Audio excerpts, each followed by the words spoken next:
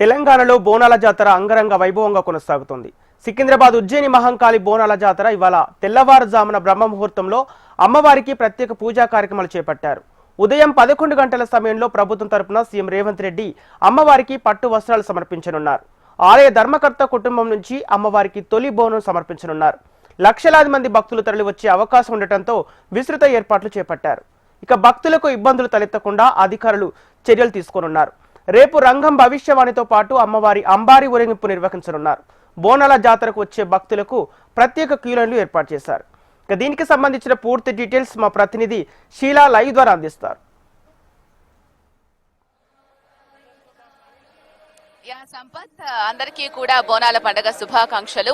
So Bonalu ఆషాఢ మాసంలో జూలైలో వచ్చినా ఆగస్టులో వచ్చినా తప్పకుండా బోనాల ఉత్సవాలు జరుపుకోవడం ఆనవాయితీగా వస్తుంది. ఇది ఇప్పటి నుంచి కాదు, 1813 నుంచి ఈ ఆనవాయితీని కొనసాగిస్తున్నారు. అయితే తెలంగాణ రాష్ట్రం ఏర్పడిన తర్వాత ఈ బోనాల ఉత్సవాలకు ప్రత్యేకమైన స్థానాన్ని కేటాయించి రాష్ట్ర పండుగగా దీన్ని జరుపుకోవడం మనం చూస్తూ ఉన్నాం. అయితే ప్రస్తుతం మనం సికింద్రాబాద్ లోని ఉజ్జయిని మహంకాళి అమ్మవారి దేవస్థానంలో ఉన్నాం.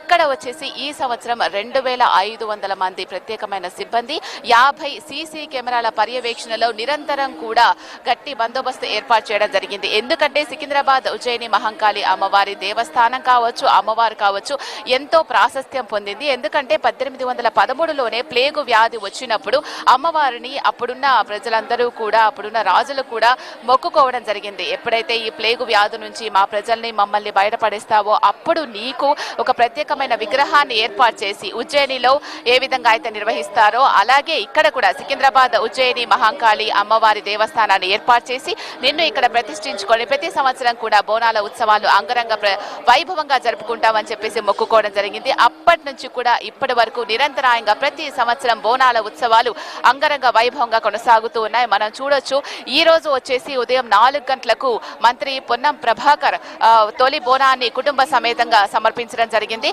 మరికొద్ది సేపట్లో తెలంగాణ సీఎం రేవంత్ రెడ్డి గారు 9 నుంచి 11 గంటల మధ్యలో అమ్మవారిని దర్శించుకొని వెళ్లే అవకాశం ఉన్నట్లుగా తెలుస్తోంది. సో ఇక్కడ మనం చూసుకున్నట్లయితే సికింద్రాబాద్ ఉజ్జయిని మహంకాళి అమ్మవారి దేవస్థానానికి తరలి వచ్చేవారు, అమ్మవారిని చూడడానికి వచ్చేవాళ్ళు కొన్ని లక్షల మంది ఉంటారు. కాబట్టి ప్రతి సంవత్సరం ఆ భక్తుల అంచనాను దృష్టిలో పెట్టుకొని ఇక్కడికి వచ్చే వాళ్ళందరికీ కూడా ప్రత్యేకమైన క్యూ లైన్స్ ఏర్పాటు చేసిన దృశ్యాలు మనం చూస్తున్నాం కదా. బోనాలు ఎవరైతే తీసుకొస్తూ ఉంటారో వాళ్ళను ప్రత్యేకమైన క్యూ లైన్స్ ఏర్పాటు చేశారు. బోనంతో పాటు వచ్చే వాళ్ళని దాదాపుగా 5గురిని అలౌ చేస్తూ ఉన్నారు. సో ఇప్పుడు క్రౌడ్ ఎక్కువగా ఉంది కాబట్టి కొంచెం క్యూ లైన్స్ ఆగిపోతూ ఉన్నాయి. ఎందుకంటే ఉదయం నుంచి కూడా విపరీతమైన క్రౌడ్ ఉంది. సో ఈ క్రౌడ్ నేపథ్యంలో బోనాలన్నీ కూడా ఒకటొకటిగా తరలి వస్తున్న దృశ్యాలు మనం చూస్తూ ఉన్నాం. అమ్మవారిని ఏ విధంగా అయితే సర్వాంగ సుందరంగా అలంకరిస్తారో అదే విధంగా బోనాలను తీసుకొచ్చే మహిళలు కూడా అమ్మవారే బోనాన్ని నెత్తి మీద పెట్టుకొని నడుచుకొని వస్తుందా అనిపించేలాగా, అతిశయోక్తి కలిగించేలాగా ప్రతి ఒక్కరు కూడా మా చిరునవ్వుతో, చేతి నిండా గాజులు, ఒంటి నిండా అన్ని ఆభరణాలు వేసుకొని మహాలక్ష్ముల్లాగా తరలి వస్తున్న దృశ్యాలు మనం చూస్తూ ఉన్నాం. సో ఇక్కడ వీళ్ళందరూ కూడా కొన్ని సంవత్సరాల నుంచి కూడా బోనాన్ని సమర్పిస్తున్న దృశ్యాలు మనం చూస్తూ ఉన్నాం. అయితే బోనంలో ఒక్కొక్కరికి ఒక్కొక్క ఆనవాయితీ ఉంటుంది. కొంతమంది బెల్లపన్నం సమర్పిస్తారు, కొంతమంది ఆకుకూరతో సమర్పిస్తూ ఉంటారు. సో ఇక్కడ వీళ్ళతో మాట్లాడదాం. అమ్మ, మీరు ఎక్కడి నుంచి వస్తున్నారు? బన్స్లాల్పేట్, సికింద్రాబాద్. 25 years నుంచి తీస్తున్నాం. బోనంలో పరమాన్నం కలిపి బెల్లము, నెయ్యి, కాజు అన్నీ వేసి అమ్మవారికి నైవేద్యంగా ఎక్కిస్తాం. పరమాన్నం చేసి ఎక్కిస్తాం. సో చూస్తున్నాం కదా, దీపాలను తీసుకొస్తూ ఉన్నారు, అలాగే అమ్మవారికి బోనాన్ని సమర్పిస్తూ ఉన్నారు. అందరూ కూడా, మహిళలందరూ కూడా ఎంత అందంగా రెడీ అయ్యారో చూసారా. ప్రతి ఒక్క బోనం కూడా విశిష్టత. చాలా మంది అప్పట్లో కుండలు మాత్రమే ఉండవు కాబట్టి, కుండలు మన ఆరోగ్యానికి కూడా మంచివి కాబట్టి కుండలో తయారు చేస్తూ ఉండేవాళ్ళు. అలాగే తర్వాత ఇతడి వాటిల్లో కూడా బోనాన్ని సమర్పించడం మనం చూస్తున్నాం. అమ్మ, మీరు ఎక్కడ ఇక్కడనే ఉంటాం. మీ బోనంలో ఎలా తయారు చేశారు? వీళ్ళు తయారు చేసి వాళ్ళది, నేను ఎత్తుకున్నాను.